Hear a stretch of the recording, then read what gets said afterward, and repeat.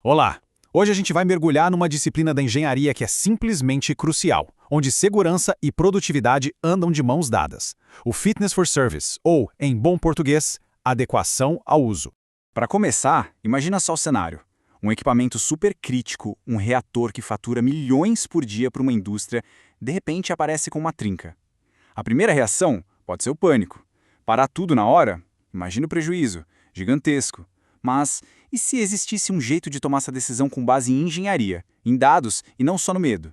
Antigamente, a coisa era meio preto no branco. Achou um defeito? Para tudo e conserta. Simples, né? Mas também caríssimo e muitas vezes totalmente desnecessário. A engenharia moderna com o Fitness for Service, o FFS, virou esse jogo. A pergunta mudou. Não é mais, tem um defeito? E sim, esse defeito, do jeito que está, com a operação atual, ele compromete a segurança antes da próxima parada que já estava planejada? Isso muda tudo. Então, o que é esse tal de FFS, afinal? Bom, ele é a resposta da engenharia para aquele problemão. É uma metodologia super rigorosa que usa cálculos, simulações, tudo para quantificar se a vida que ainda resta num componente danificado é segura. E isso permite que a indústria tome decisões baseadas em fatos, evitando paradas que não precisa, mas claro, sem nunca jamais abrir mão da segurança. Beleza. Para a gente entender como tudo isso funciona na prática, nosso roteiro vai ser o seguinte. Primeiro, a gente vai ver a lógica por trás da decisão. Depois, os níveis de análise, do mais simples ao mais complexo. Aí a gente vai focar no maior perigo, que são as trincas. Vamos ver também as estratégias que saem de uma avaliação FFS e, por fim, como isso tudo se amarra no grande ciclo da integridade mecânica. Vamos começar pelo começo, pelo princípio fundamental que faz o FFS ser viável. Olha que interessante. Nenhum equipamento industrial é projetado para operar no limite do limite. Existe sempre uma margem de segurança bem robusta, sabe? Geralmente eles são projetados para aguentar de 3 a 4 vezes a pressão ou a carga de trabalho normal. Um defeito, tipo corrosão ou uma trinca, ele vai basicamente comendo um pedaço dessa margem. O que a análise FFS faz é calcular exatamente quanta margem ainda sobrou. E, claro, esses cálculos não são tirados da cartola, né? Eles seguem uma norma reconhecida no mundo todo, a API 5791/ASME-FFS1. Pode pensar nela como a bíblia do FFS.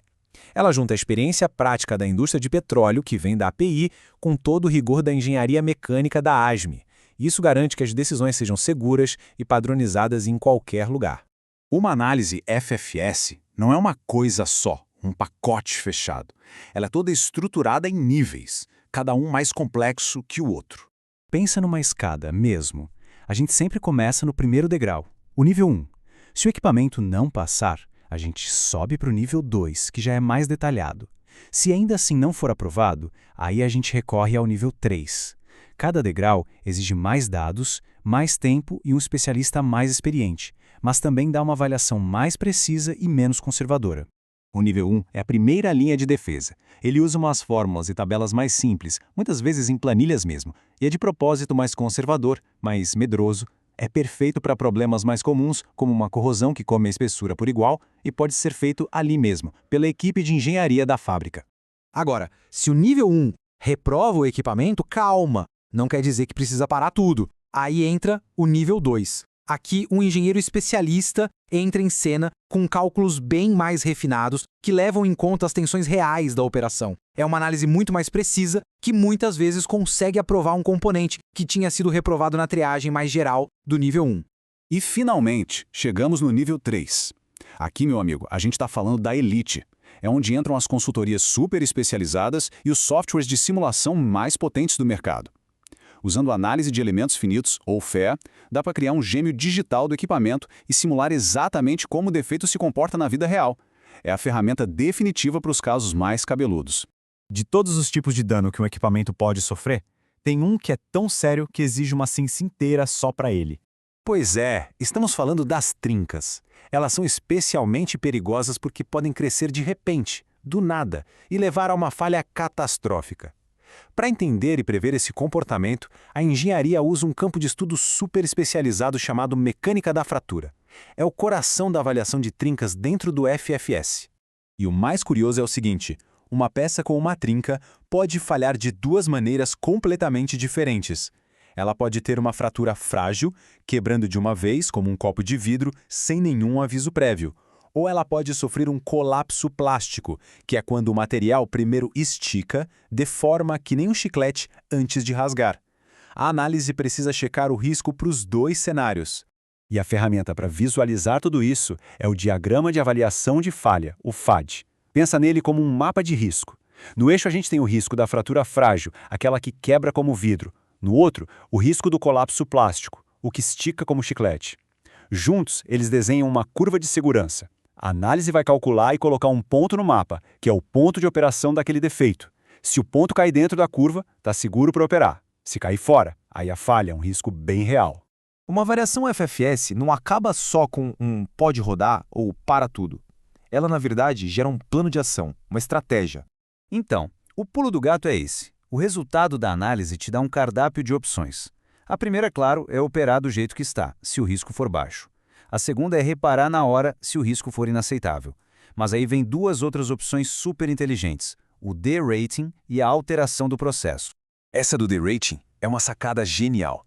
Pensa só, a análise pode mostrar que o equipamento não aguenta mais a pressão original de 50 bar, mas que é perfeitamente seguro para operar com 40 bar.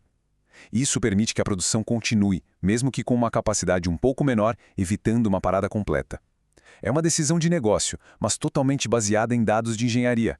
E para a gente fechar, é fundamental entender que o FFS não é uma coisa isolada, um evento único. O FFS se encaixa como uma luva num ciclo de gestão que nunca para. Tudo começa com a inspeção, que acha o dano. Aí vem a avaliação FFS, que define o risco e qual a melhor estratégia. Depois vem a ação, que pode ser reparar, fazer o D-Rating e, por fim, um monitoramento contínuo, para garantir que tudo continue seguro até a próxima inspeção. É um processo que se repete sem fim.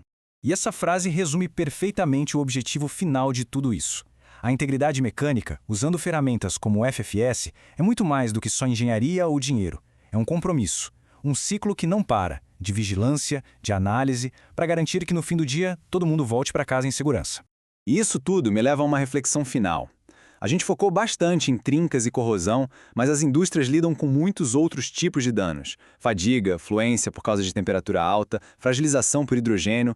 Pensando nisso, que outros mecanismos de dano seriam essenciais de analisar com essa metodologia tão poderosa? Fica aí a pergunta para a gente pensar. Valeu pela companhia.